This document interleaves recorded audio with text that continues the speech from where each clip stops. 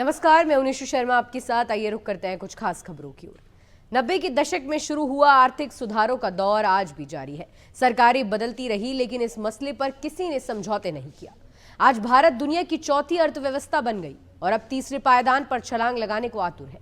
इसमें जीएसटी की सबसे बड़ी भूमिका है। राजनीतिक गलियारों में गब्बर सिंह टैक्स के नाम से बदनाम हुआ जीएसटी आज देश की इकोनॉमी का रॉकेट बूस्टर बना हुआ है। आर्थिक विकास के हर पैमाने पर खरा उतरने वाले इस सुधार ने अमेरिका को भी अपनी चकाचौंध में गिरफ्त कर लिया है। अपने गुस्से और हेकड़ी में आकर भारत को डेड इकोनॉमी बनाने वाले डोनाल्ड ट्रंप भी बैक टू पेवेलियन होकर स्वीकारने लगे हैं कि प्रधानमंत्री नरेंद्र मोदी के नेतृत्व में भारत बहुत तेजी से विकास कर रहा है, जबकि अंदरूनी राजनीति के नेता अब भी गाहे बगाहे शोले के गब्बर सिंह वाले टैक्स की दहाड़ को याद करते फिर रहे हैं और जीएसटी देश के आर्थिक विकास के नए मानदंड स्थापित करता जा रहा है।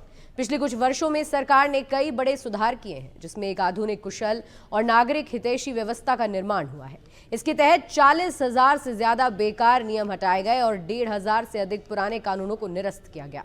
इससे देश में काम करना आसान हुआ है। 22 सितंबर से लागू हुआ जीएसटी दरों में बदलाव भी ऐसा ही एक बड़ा सुधार है, जिसका मकसद विकसित भारत के विजन को साकार करना है। स्वतंत्रता दिवस पर लाल किले की प्राचीर से प्रधानमंत्री नरेंद्र मोदी ने देश को आर्थिक सुधारों के लिए तैयार रहने का संदेश दिया था और दीपावली आते आते उन्हें लागू भी कर दिया गया, जिसका असर पूरे देश और दुनिया ने देखा। ये सुधार डोनाल्ड ट्रंप के टैरिफ वॉर पर घातक सिद्ध हुआ और उन्हें डेड इकोनॉमी वाले अपने बयान पर एक बार नहीं, बार बार शर्मिंदा होना पड़ा। भारत में उनके चाहने वालों को भी निराश होना पड़ा। जीएसटी 2.0 का असर अब दिखने लगा है। लोगों की खरीदारी बढ़ी है, खासकर गाड़ियों जैसे क्षेत्रों में बिक्री ज्यादा हुई है और लोगों का भरोसा भी बढ़ा है। इससे देश की अर्थव्यवस्था मजबूत हो रही है। नवंबर में यात्री वाहनों की बिक्री में अच्छी बढ़त देखी गई। त्योहारों के बाद की मांग, जीएसटी दरों में कटौती और शादी के सीजन की वजह से गाड़ियों की बिक्री बढ़ी। नवंबर में खुदरा बिक्री पिछले साल की तुलना में 22% बढ़ी है, जबकि थोक बिक्री में पिछले वर्ष की तुलना में 19% की वृद्धि हुई। इसके अलावा जीएसटी दरों में बदलाव से राज्यों की कमाई भी बढ़ी है। सितंबर से नवंबर के बीच राज्यों को मिलने वाला जीएसटी राजस्व पिछले साल की तुलना में 5% ज्यादा रहा।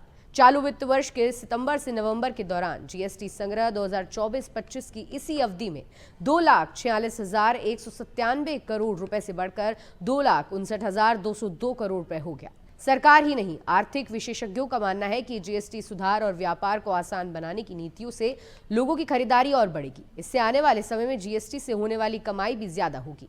जीएसटी सुधारों के बाद लोगों का भरोसा बढ़ा है और बैंक से लिए जाने वाले कर्ज में भी बढ़ोतरी हुई है।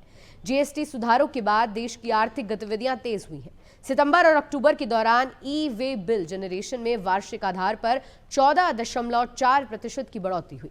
वहीं अप्रैल से अक्टूबर के बीच कुल जीएसटी संग्रह में 9% की वृद्धि हुई, जो बताती है कि मजबूत खपत और नियमों के बेहतर अनुपालन के चलते राजस्व का मूल स्रोत स्थिर बना हुआ है।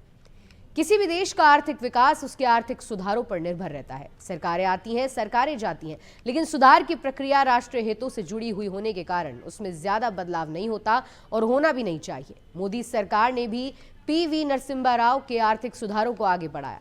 उसी का नतीजा है कि आज भारत दुनिया की तीसरी सबसे बड़ी इकोनॉमी बनने की दिशा में तेजी से कदम बढ़ा रहा है।